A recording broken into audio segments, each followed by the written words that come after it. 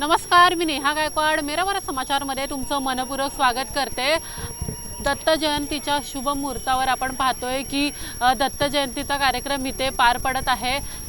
तसंच त्या संदर्भात आपण वैशाली मॅडम यांच्याशी चर्चा करणार आहोत। काय सांगाल मॅडम, आज दत्त जयंतीचा कार्यक्रम आहे आणि खूप सुंदर असा माहोल झालेला आहे, सगळा भक्तिमय माहोल झालेला, काय सांगाल? गेल्या अनेक वर्षापासून या ठिकाणी दत्त जयंती ही साजरी करण्यात येत आहे आणि त्याचं श्रेय सगळ्यात आधी जाणार आपले भाऊ सुनील मोहिते यांना, कारण की ह्यांनी जी सुरुवात केलेली ह्या ठिकाणी आणि खरोखर आज आपण पाहतो की आम्हाला अशी आस्था आणि विश्वास आहे की जे सेंट जॉर्ज हॉस्पिटलमध्ये जे रुग्ण बरे होत आहेत ते कुठं ना कुठं आज दत्त महाराजांचा आशीर्वाद आहे या ठिकाणी। आणि खरोखर भाऊंची मेहनतसुद्धा आहे, जे आज इतक्या लोक ह्या ठिकाणी सर्व कमिटीचे मेंबर्स आहेत, राज कोळी आहे, भगवान कोळीजी आहे आणि अनेक लोक, मी सुद्धा ह्या कमिटीला जुडलेली आहे। तर मला खूप आनंद वाटतो आहे की खरोखरच येणाऱ्या वर्षामध्ये अजून मोठ्या प्रमाणात ही जयंती आम्ही फक्त या हॉस्पिटलपर्यंतच नाही तर हा संपूर्ण हा जो तालुका आहे, हा जिल्हा आहे, या ठिकाणी ही मोठ्या प्रमाणात साजरा करणार। आणि खरोखरच सुनीलदादा मोहिते यांच्यासाठी मी मनापासून त्यांच्यासाठी आम्ही सर्व प्रार्थना करणार की त्यांच्यामुळे आज एवढे जण या ठिकाणी येऊन दत्त महाराजांचा आशीर्वाद घेत आहेत। बस इतकं। नक्कीच मॅडम, सुनील दादा आपल्यासोबत आहेत। काय सांगाल दादा, जसं की मॅडम म्हणाल्या अनेक वर्षापासून आपण दत्त जयंतीचा कार्यक्रम इथे राबवताय, काय सांगाल? लय वर्षापासून करतो। आशीर्वाद आहे आहे साहेबांचा, दत्त दत्त महाराजचा आहे आणि मॅडम लोकांचा आहे।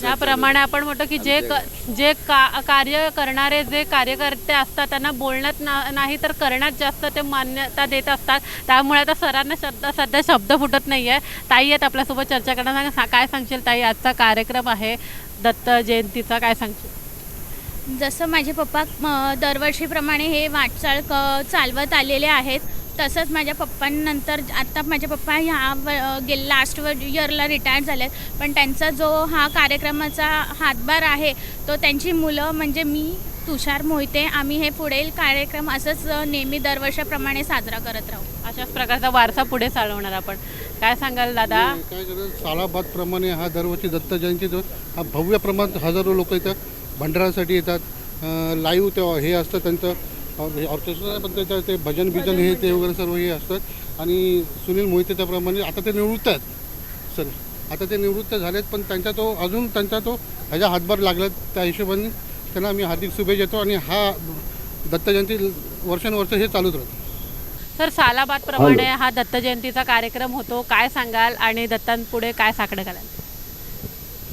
सालाबादप्रमाणे ह्या आवारामध्ये सेंट जॉर्जच्या आवारामध्ये सुप्रिटेंडंट झाल्यापासून दरवर्षी मी आता माझं हे 4थं वर्ष असेल, दरवर्षी हे दत्त जयंती एकदम म्हणजे ज्या पद्धतीने बऱ्याच मोठ्या प्रमाणात साजरा केला जातो, तर ह्या दिवसाच्या निमित्ताने मी दत्तच्या पुढे साकडं असंच घालेन की सगळ्यांना आरोग्यदायी आणि सेंट जॉर्ज रुग्णालयाचा मोठा चांगला उद्धार व्हावा, त्यांचाही हे जे उत्सव साजरा करतात त्यांच्या तब्येतीपासून, त्यांच्या सगळ्या जे कमिटी मेंबर्स आहेत त्यांच्यापासून, त्यांचे कार्यकर्ते सगळ्यांना आरोग्यदायी आयुष्य राहू दे आणि त्यांचाही त्यांच्या मंडळाचा उद्धार होऊन त्यांची जयंतीचा जो कारभार आहे तो मोठा होऊन, त्याचप्रमाणे सेंट जॉर्जचं पण जे रुग्णालय आहे त्यांचे कर्मचारी, रुग्णालय यांचाही आरोग्यापासून सगळ्या गोष्टींनी उद्धार व्हावा।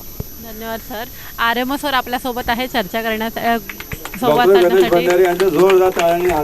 काय सांगाल सर, आज दत्त जयंतीचा माहोल आहे, संपूर्ण माहोल भक्तिमय झालेला आहे आणि दत्तांसमोर काय साकडं घालाल? आम्ही असं साकडं घालू की सेंट जॉर्ज रुग्णालय आणि सेंट जॉर्ज रुग्णालयाच्या कर्मचाऱ्यांवर त्यांचा असाच आशीर्वाद राहू दे आणि इथे कसली अडचण येऊ नये। ठीक, धन्यवाद। ज्याप्रमाणे आपण पाहिलं की दत्त जयंतीचा हा कार्यक्रम आहे, हा पूर्ण भक्तिमय वातावरणात संपूर्ण पसरलेला आहे आणि सगळे जे डॉक्टर्स आहेत, सेंट जॉर्ज हॉस्पिटलचे आहेत, आरएमओ आहेत, इथे आलेले आहेत, उपस्थिती आणि दर्शवली आहे। त्याचबरोबर आपण पाहतोय की अनेक असे सामाजिक हित प्रकल्प राबवले जातात वैशाली मॅडम गावडे यांच्या करून। आणि आता ज्याप्रमाणे आपण पाहतोय की सालाबादप्रमाणे हा दत्त जयंतीचा हा कार्यक्रम आहे, हा असाच वाढत जाऊ अशीच दत्तांपुढे सगळ्यांनी ही जी आहे ते साकडं घातलेलं आहे। त्यामुळे अशाच अपडेटसोबत आपल्यासोबत जोडून राहा। नेहा गायकवाड, मेरा भारत समाचार, मुंबई।